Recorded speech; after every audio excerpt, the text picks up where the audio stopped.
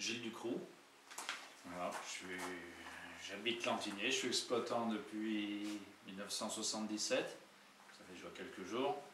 Alors, j'ai démarré sur une exploitation métayage à majorité Beaujolais Village, et puis qui est une exploitation qui a évolué. Maintenant, j'ai toute une gamme de vins, que ce soit des villages en rouge, en rosé, des Beaujolais blancs, des rosés pétillants, et j'ai également des crus, Régnier, Brouilly, Morgon. Comme je pense la plupart de mes collègues, on essaye de faire un vin fruité, assez en rondeur, mais avec quand même des tanins qui ont une bonne persistance en bouche.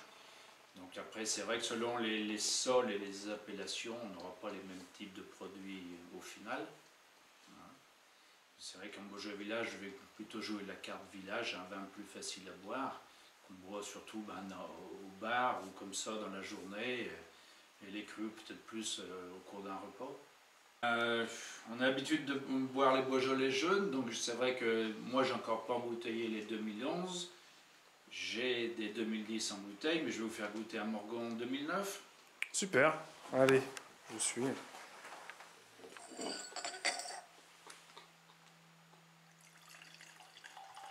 Donc 2009, c'était comment chez vous? Alors 2009, c'était une excellente année, on a vendangé tôt, on avait des raisins en surmaturation, on fait un très bon produit, donc une excellente couleur, une bonne charpente, oui, un millésime que l'on aimerait faire tous les ans. Oh, super. Et bon, donc 2009, on va dire que c'était un peu notre haut de gamme sur ces dernières années. 2010 un peu légèrement en dessous, mais 2011 on est à nouveau une très bonne année. Donc là on vient d'avoir 3 très bons millésimes de suite, reconnus par la presse professionnelle, et voilà, ça fait plaisir. Ben, le 2009 a besoin un peu d'être ouvert un petit peu à l'avance pour bien que son nez se développe, sinon on retrouve un peu les épices, un peu cassis, un peu des fruits noirs aussi.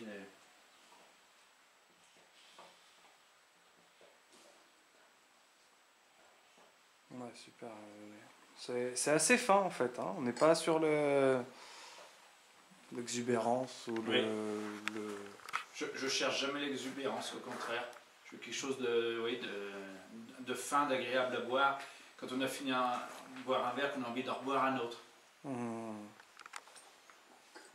Super. Donc, il y a le millésime, mais il y a aussi la vinification. Dans ma vinification, justement, j'ai une vinification très traditionnelle pour préserver toutes ces valeurs-là.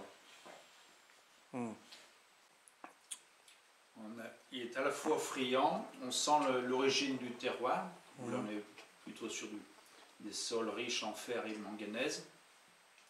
Et c'est vrai que pour cette cuvée en Morgon, c'est assez typique, parce qu'il y a d'autres terroirs en Morgon, on ne peut pas le trouver. Donc c'est une particularité intéressante. Les tanins sont toujours assez nombreux mais souples, soyeux, contrairement à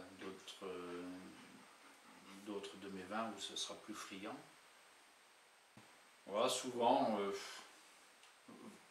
on va dire volaille et viande. Avec les Beaujolais Village Régnier, on va être plutôt sur des charcuteries, mais là avec le Morgon, oui, on peut attaquer d'autres plats. Super. Bon, merci alors pour cette dégustation. C'était un plaisir.